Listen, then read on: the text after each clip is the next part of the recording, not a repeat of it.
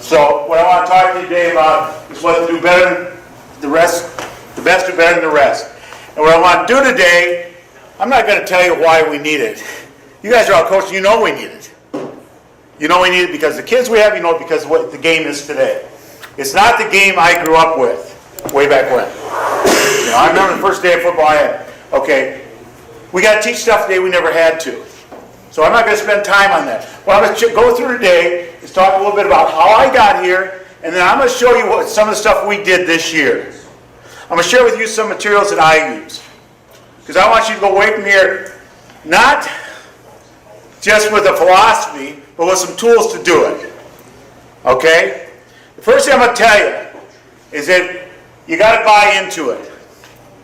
If your head coach doesn't believe in this, don't do it. Don't do it. It's just like if you don't believe in your office team, don't do it. Because it's just window dressing. And you know what kids think about window dressing.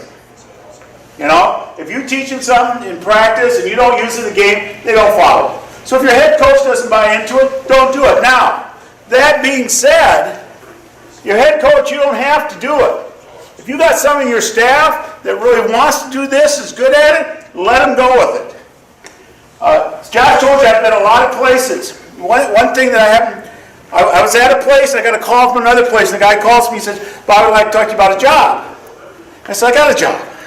So I said, come on over. So I went over and I called the guy and he goes, you know, Bob, I'm going to be honest. If we don't win this year, we're going to get fired. He said, Bob, we're young and stupid, we're going to get fired. He said, but I want to do something different. I want something for the kids to walk away from. Okay? And he says, and I want you to do it. Because he says, I know, as a head coach, right now I really want to do this. 5 games in the season, if we're 0-5, I'm going to be distracted. I want somebody who's going to do it. So, I took the job. When I told my wife, I was crazy. When I told the coach I was with, he thought I was crazy. And when the season, we did all this stuff, we lost, we got fired. But it was a great year. And 3 of the guys who were on that staff, left that staff, and are all head coaches now, are all using this stuff. So if you can't buy into this, as a head coach, your head coach, don't do it. Alright. You know you can buy a computer today that, well, don't make it big enough. You can't get DVD drive anymore. I found that out. Last time I tried to put a DVD drive in. Alright, everybody got to know. Answer these 4 questions. You got 1 minute. Real quick, write them down, come on. It's the only notes you're going to have to take. The only notes. For you guys who don't, Joe Herman and his stuff, there it is. First thing that comes to your mind, you know, why do I coach? Why do I coach the way that I do? What do others say about my coaching? Now, I'm not talking about the guy that sits 3 rows up on Friday night. Alright? He calls all your plays for you. Alright? I'm talking about, what do your players say about you? What do they say it's like to be coached like you? What do your assistants say? What does your head coach? What do your opponents say? What do they say about you? Okay? And then finally, how do I find success?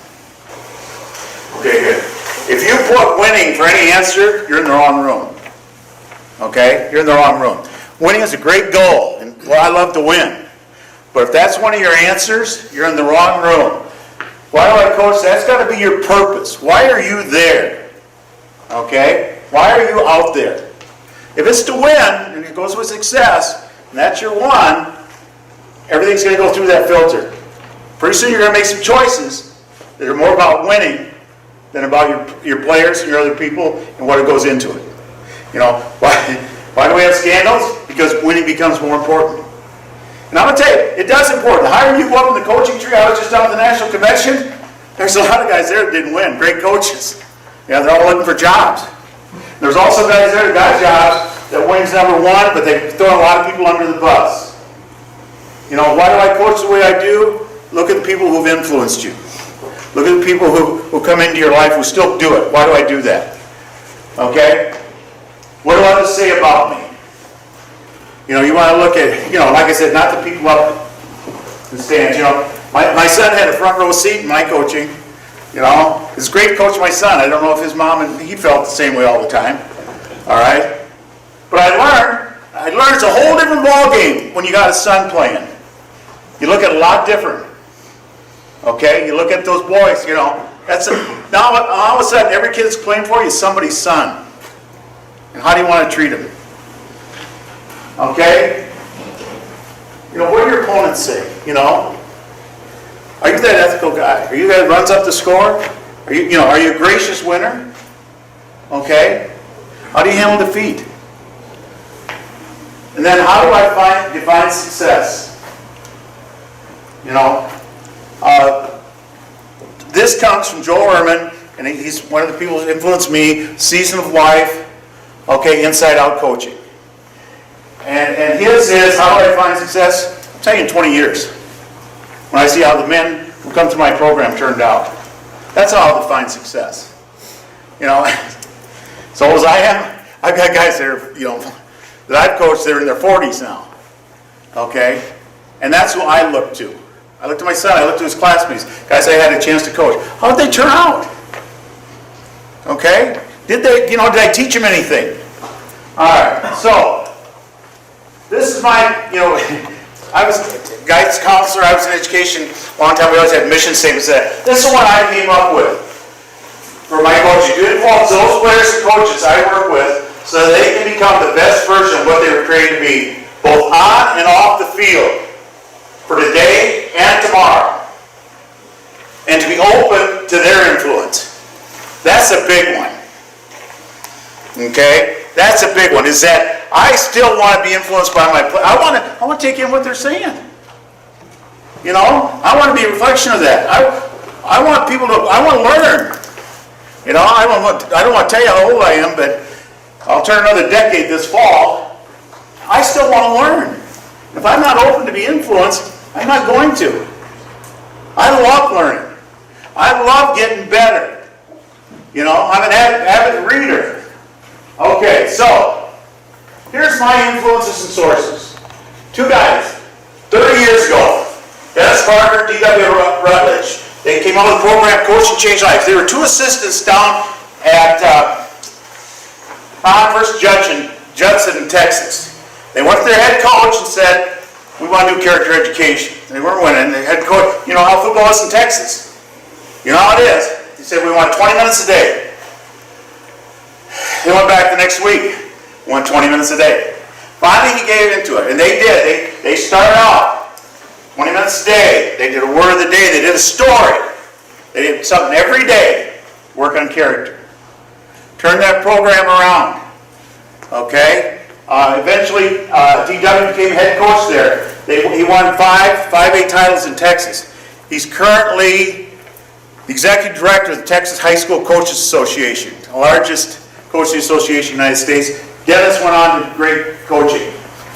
I met him, I brought him up here. They ran off the manual, snuck in school the night before and ran off manuals for people. This is back in the old days. That's my first one. Mark Hull, who's our state director at FCA, Jeff Duke with the 3D Institute. Okay? Three-dimensional coaching. Body, mind, and spirit. We all do a great job of coaching the body.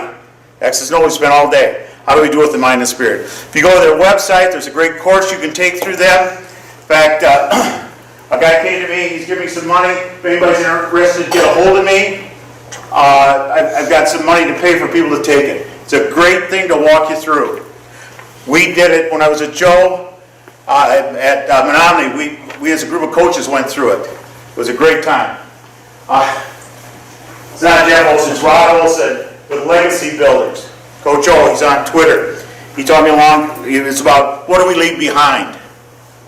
What do we leave in our path when we leave? Do we leave destruction or do we leave buildings? John Gordon, and he's a great motivational speaker. I've got a clip from him today. I based this year's program at UWL off of one of his books, Training, and it was one of the best who better than the rest.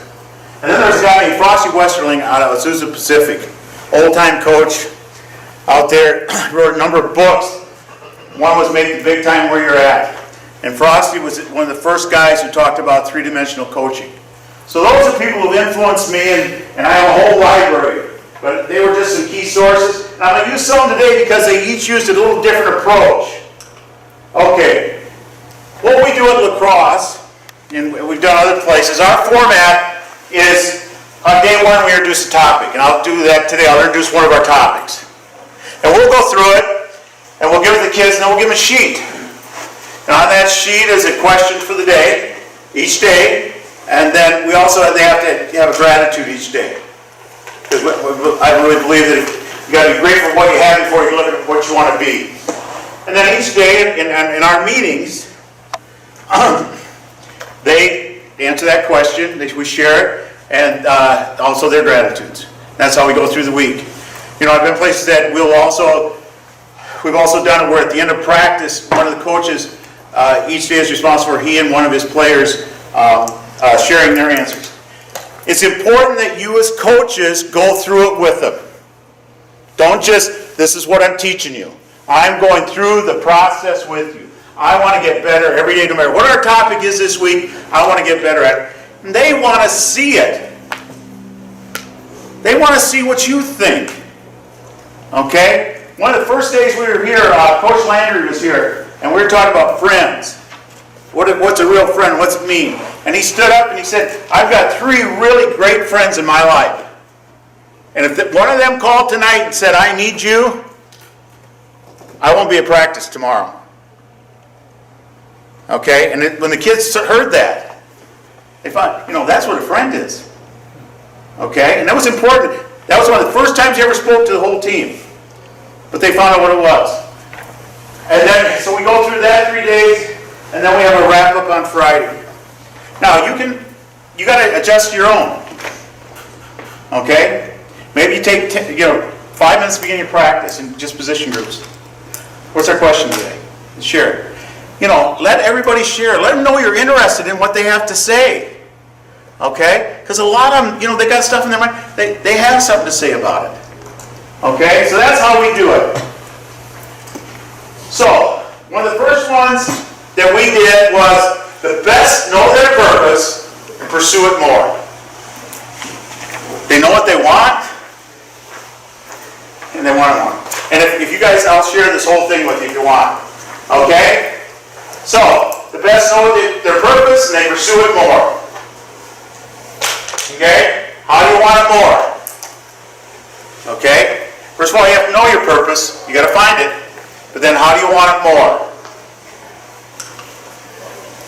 Well, how great is your desire? Alright? Do your actions match your desire? We talk about, our players are just coming back. We have our first meeting Monday morning at 6 o'clock. How are they going to be now? Not in the summer. How are they going to be Monday morning? Okay? Your actions match your desire. Everything you want has a price. Okay? Everything you want in life has a price. The more you want, the higher the price.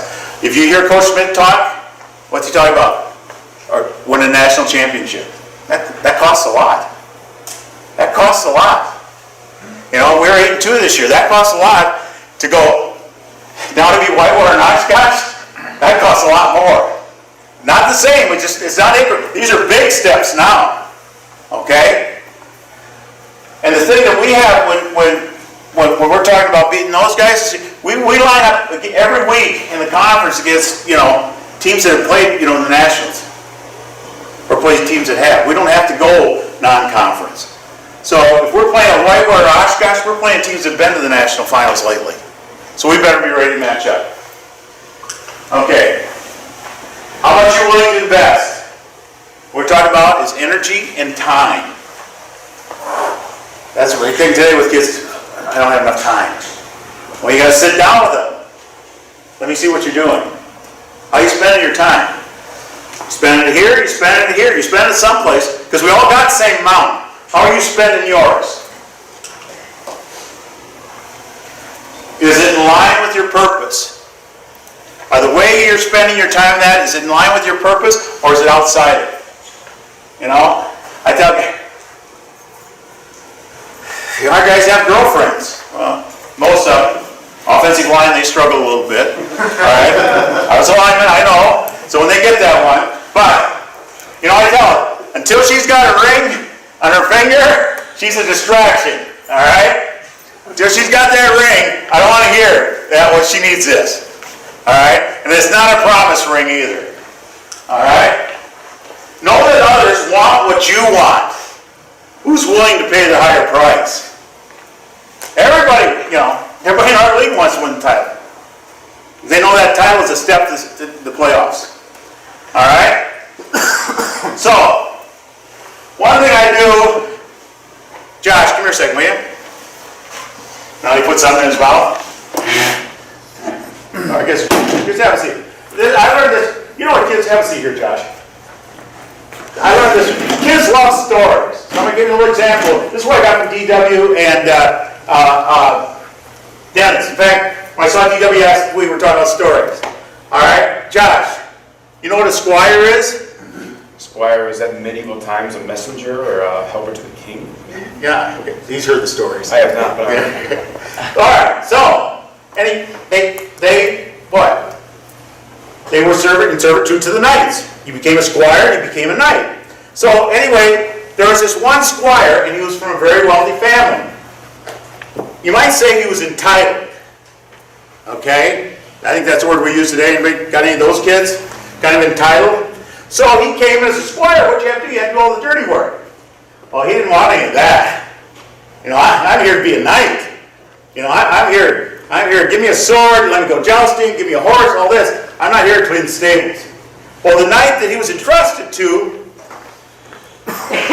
finally had enough.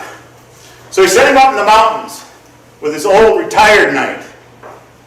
Right about his old Zion. Anyway, he said, take care of this guy. Well, he was up there probably a week or so. And he pushed this guy to the edge.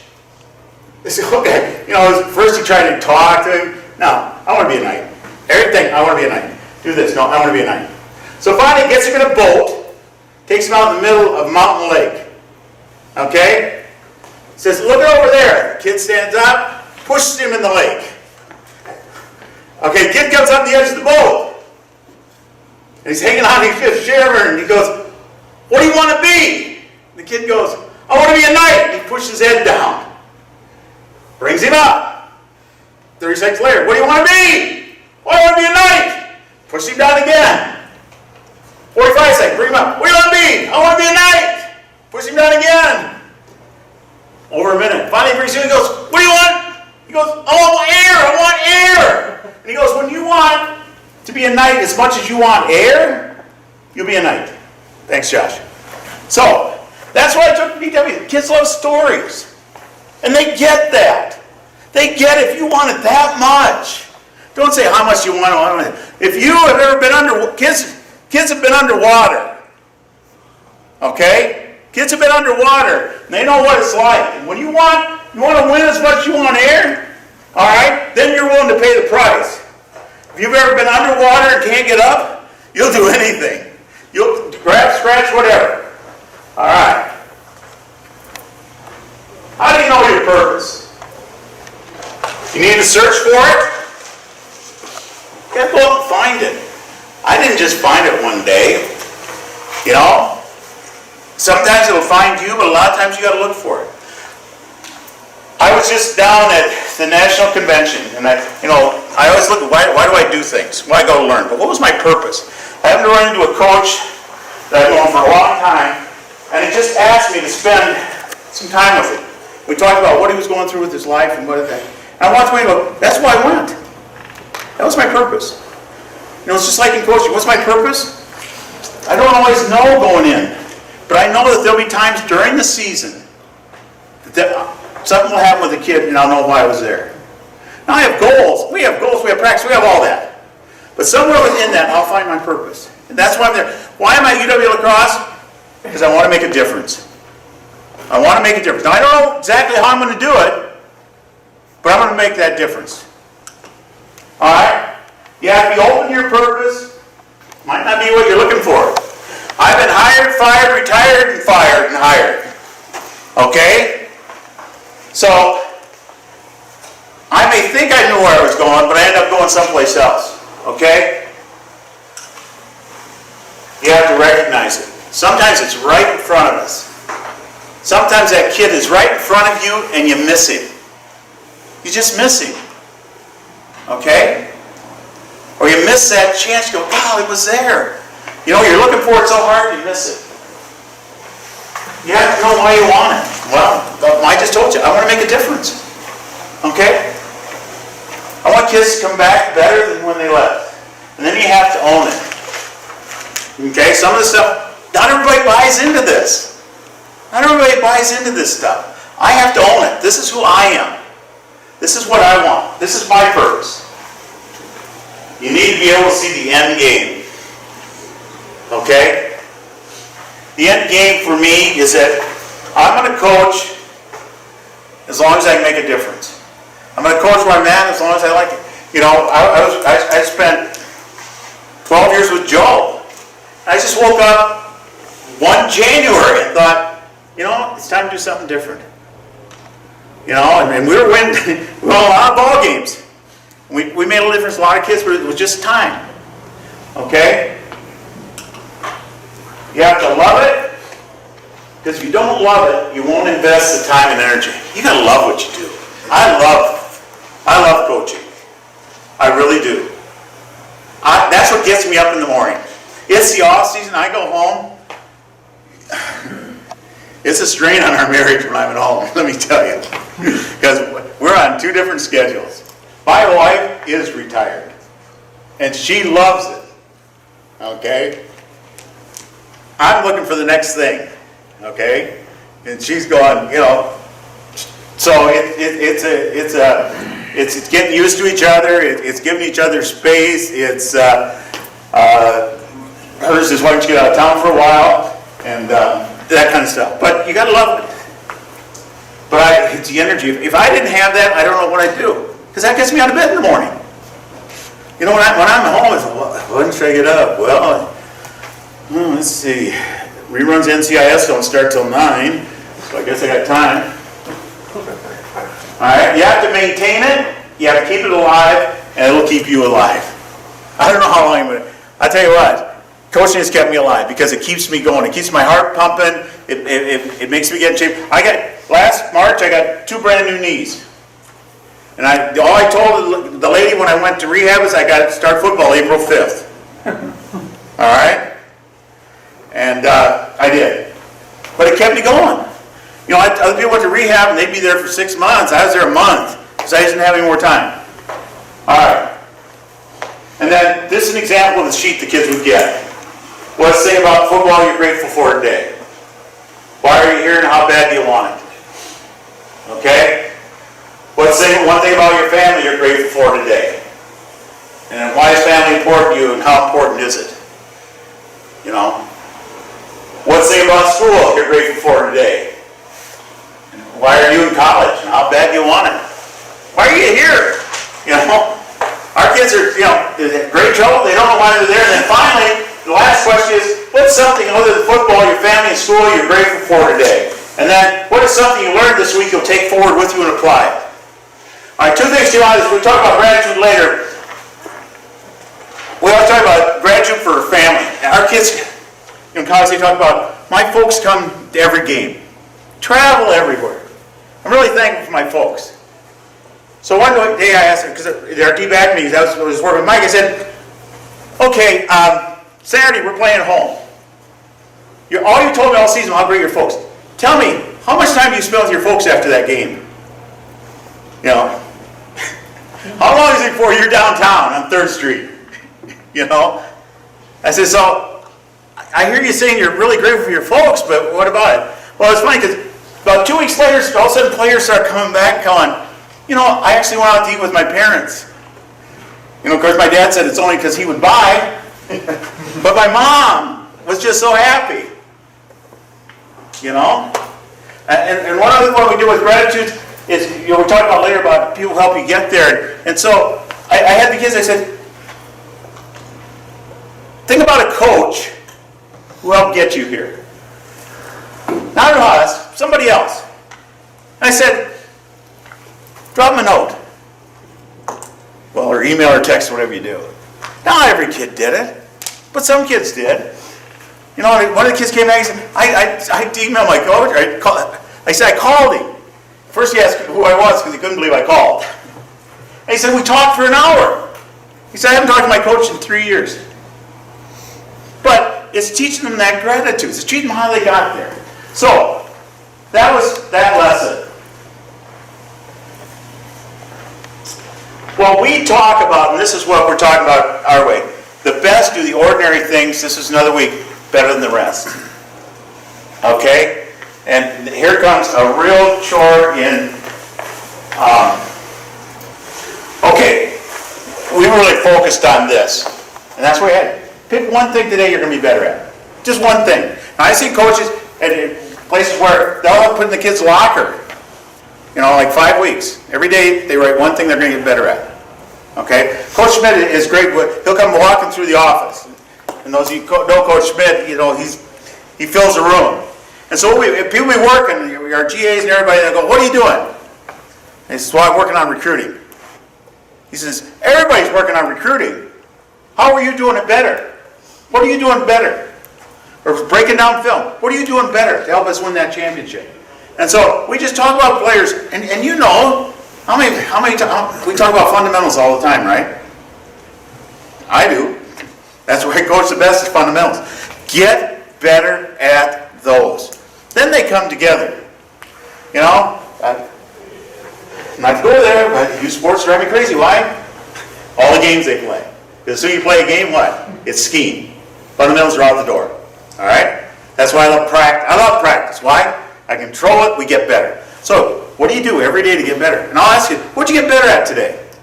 And if I see a blank, I know, or they're going to practice, go, what are you going to get better at today? If they don't know what they're going to get better at, how can they get better?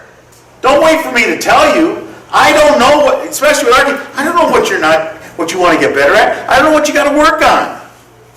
But you better know. You better know what you're going to get better at. Because if you don't, you're not going to be any better tomorrow. Because you know what you're going to do. How do they do it better? There it is. They're intentional.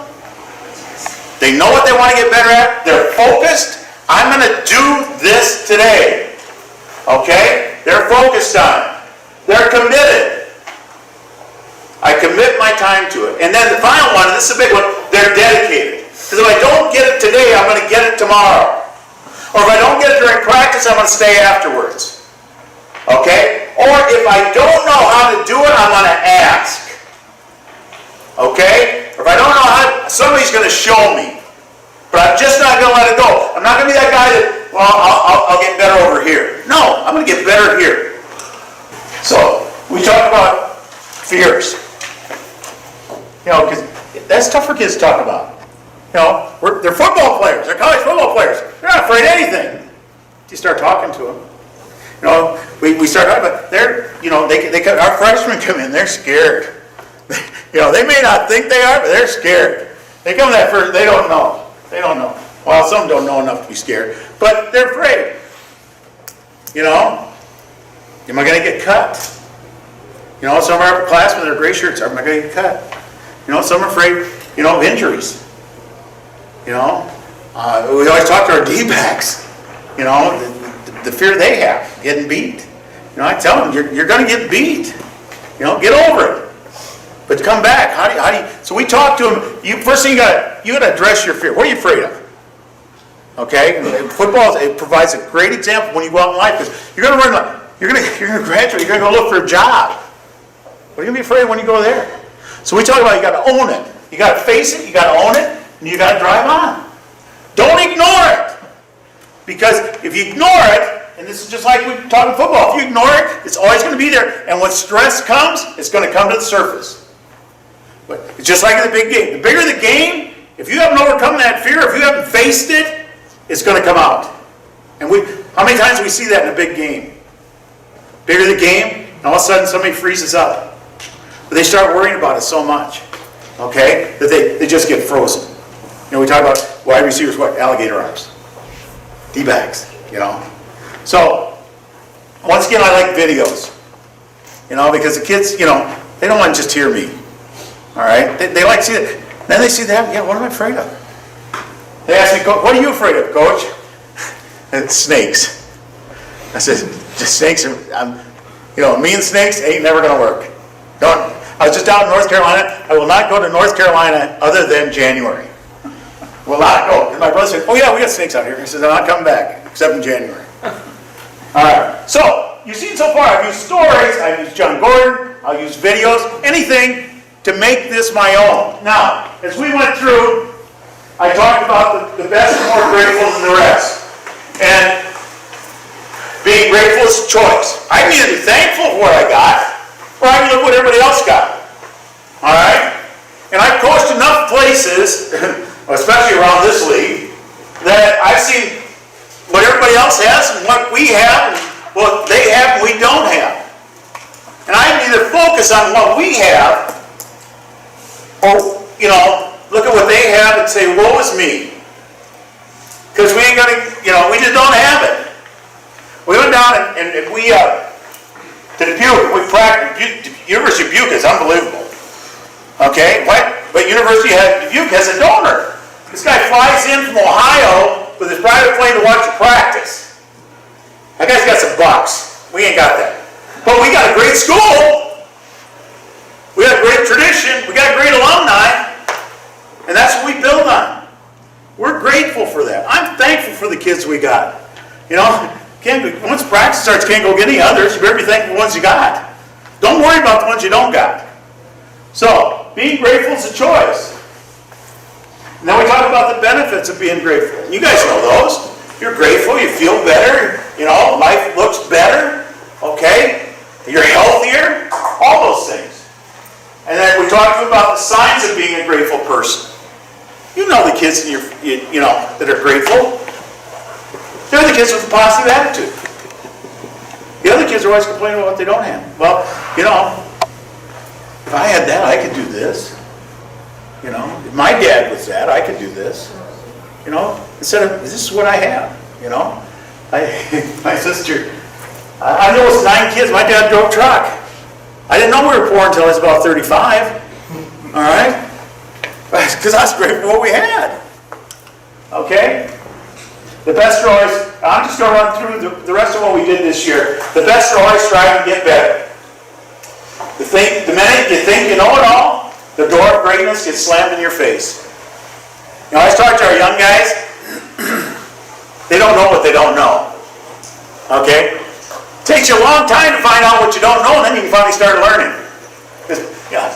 When I sit in art meetings, I can start in the back of the room.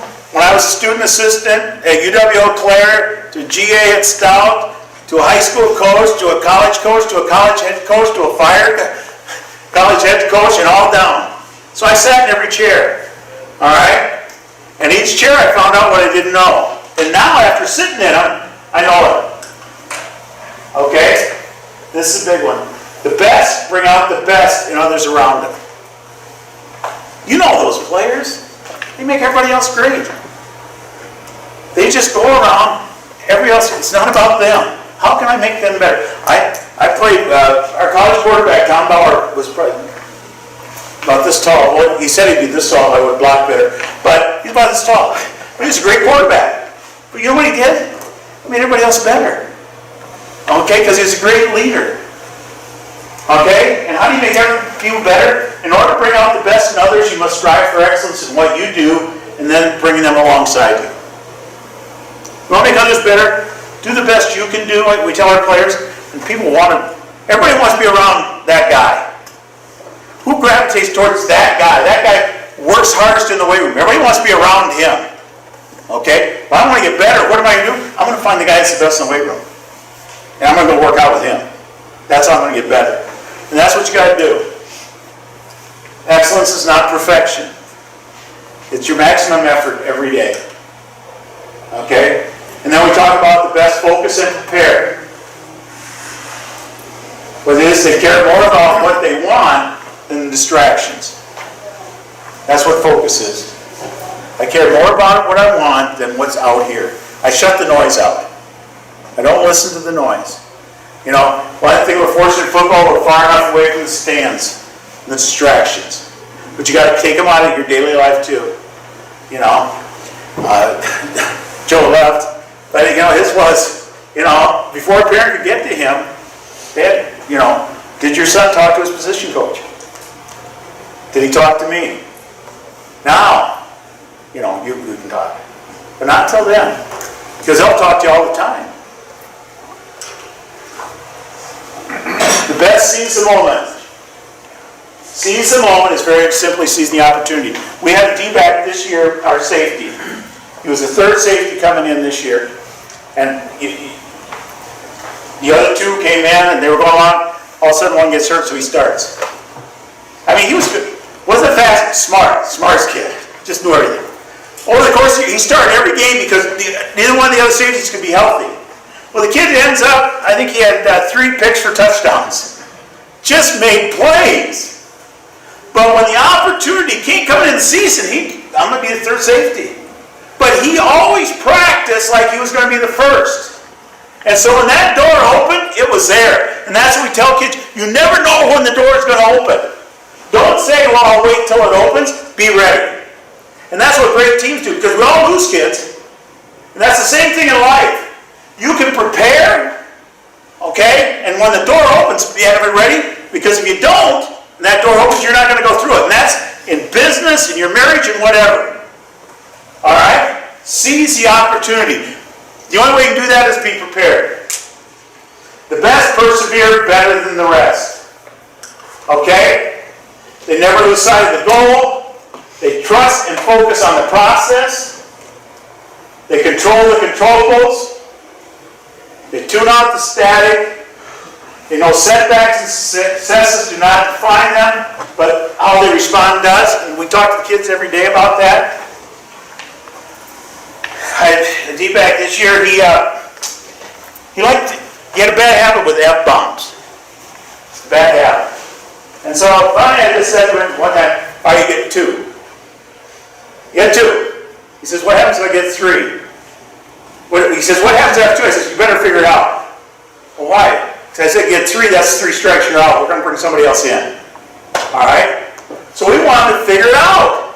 Yeah, they're going to set back, but figure it out. How do you respond? Who gets it? You know those players. How do they respond? How do you as a coach, this is a great one for you coach, how do you respond after a loss? I had a great coach I worked with at Menominee, a freshman coach named John Niederhaus. You know what he said? When you win, say little, and when you lose, say less. How do you respond? Because that's how those kids are. You want those kids back on Monday? How do you respond after the game? Okay? You better have them wanting to come back. Okay? The best love the process, rather. Not just Friday nights. They love it all. Do they love coming to practice? Do they love being around you? They love hanging out in the locker room. Okay? Our kids are always down in the office. Free, they pay $10 to get peanut butter and jelly. But they come down, they sit and they talk. They hang out. I think that's what, that's why I love sports. I love hanging out. That's what kids love to do. They love to hang out. So make sure they love the process better than the rest. Love is an action, not as an emotion. If you say you love it, you better show you love it. Just like with your wife. Don't tell your wife you love her if you're not going to show her. Okay? Don't tell your kids you love them if you're not going to show them. And how do you do that? Probably the best thing is time. No, I love you, but I got to go do this. No, if you love me, you're going to spend time with me. Okay? And then finally, the best, leave a legacy. And mine is, I hope every place that I go, I leave it in better shape than when I left, when I came. Now, that doesn't mean we won more games. Okay? But I hope that the people that I came in contact there are in a better place than when I met them. And that's the most I can hope for. So, thanks a lot. Thanks for sticking around.